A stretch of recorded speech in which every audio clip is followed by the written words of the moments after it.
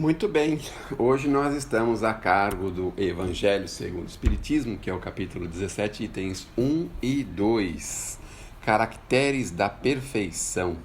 E aí nós podemos lançar ao ar algumas perguntas, por exemplo, será que a gente consegue ser totalmente perfeito? É a proposição de Jesus, mas Kardec percebeu direitinho que Jesus queria falar com isso, porque em verdade ele mostrou pra gente que é impossível sermos iguais a Deus. Podemos chegar perto, mas sermos iguais é muito diferente, é muito difícil. Aliás, não é difícil, é impossível. Mas é a tal coisa, nós precisamos aprender a ler o Evangelho de forma filosófica, não de forma literal, não é mesmo?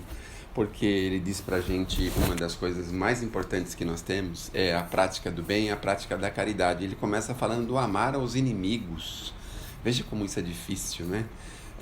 Mesmo aqueles que nos odeiam, que nós precisamos orar por eles.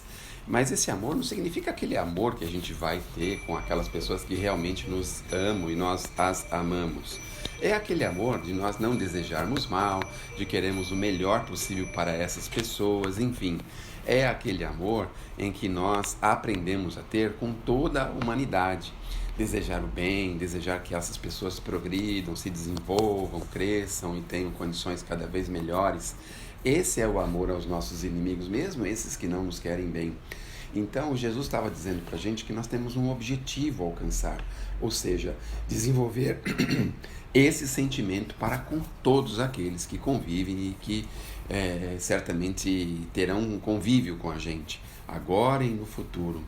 Porque ele fala assim, não é tão fácil para a gente fazer aquilo que todo mundo faz, não é? Quer dizer, saudar as pessoas que nos saudam, ajudar as pessoas que nos ajudam, dar risadinha para as pessoas que riem para a gente. Isso é muito fácil, né? Agora, e o mais? O cristão tem que ser um pouquinho mais. O cristão tem que entregar, não é? Um produto um pouquinho mais aperfeiçoado da sua moral. Então nós precisamos entregar para os nossos semelhantes o melhor de Jesus, mesmo que esse melhor ainda não esteja fazendo parte da nossa vida. E isso não seria hipocrisia, seria sim um trabalho que nós estamos realizando, uma construção para que a gente possa mais cedo ou mais tarde nos encontrarmos com essa perfeição, com essa característica de nosso Pai, de Jesus, que é o amor aos inimigos e aquilo que nós melhor podemos fazer para os nossos semelhantes. Bom, ele começa explicando para a gente que se Deus tem toda a perfeição possível, seria assim, essas palavras, né, sede perfeitos como o vosso Pai Celestial é perfeito, haveria a possibilidade de a gente atingir a perfeição, como dissemos. Isso não é possível, mas ele na verdade mostrou pra gente um modelo, não é mesmo? É assim, um modelo a alcançar. Vamos imaginar que nós estivéssemos aprendendo a pintar, como a maioria das senhoras do nosso grupo, das distintas senhoras do nosso grupo. E aí o seu professor ou o nosso professor dissesse, olha, eu estou te mostrando essa imagem, essa figura, que é o modelo que você tem para pintar, para realizar esta obra.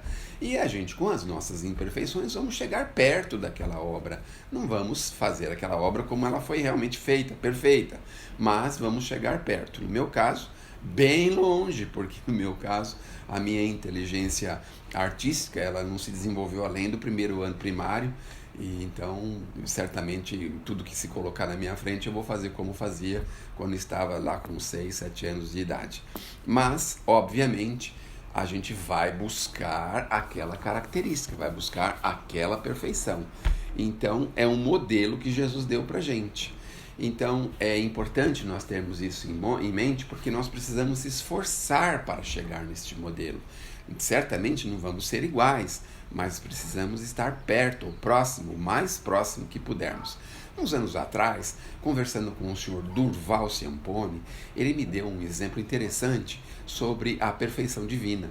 Ele desenhou o quadro, um círculo, e no círculo um ponto ao meio. E desse ponto ele foi riscando para o círculo diversas retas. E ele preencheu aquele círculo todinho com essas retas. E aí ele disse, veja como não dá para ser perfeito como o círculo. dessa forma que nós estamos fazendo. Porque ali a gente pode ir desenhando o círculo, mas ele vai ficando meio quadradado, se é que essa palavra existe, né? Ele vai ficando meio assim, não tem a forma redondinha, ele tem a forma assim achatadinha nos seus pontos. Então, eu achei interessante essa colocação, porque realmente é assim, a gente vai em busca em diversas direções, mas nós nunca vamos conseguir ser aquele desenho perfeito, aquele círculo perfeito que é a perfeição, não é? Bom, e aí ele fala assim, como é que a gente pode fazer isso? Começa assim, amar os seus inimigos. Meu Deus do céu, que coisa fácil, né, que Jesus deu pra gente. Imagine as difíceis, né? Então, como é que a gente faz para amar os inimigos? Não desejar mal, querer o bem dele. Se não der para se aproximar, pensar à distância, assim, que Deus o ajude, o proteja, mas de verdade, né? Não é aquele Deus ajude e o proteja que a gente de vez em quando fala, assim, para aquelas pessoas que nos fazem malcriação. Mas aquela coisa real que está dentro da gente, que está nos envolvendo, nos dando aquela característica importante. Então, essa basicamente é a dica que Jesus deu pra gente, ou seja, fazer o bem e orarmos por aquelas pessoas. Em suma, olha o que o Kardec coloca pra gente. A prática da caridade. Puxa vida, entra de novo a caridade aí. Meu Deus do céu. Ela entra em todos os lugares, em todos os momentos, em todas as coisas. Então, o que significa caridade? O desprendimento, o amor ao próximo, aquela coisa do devotamento, da indulgência, da benevolência, aquela coisa assim da renúncia, da compreensão, da paciência, do amor mesmo.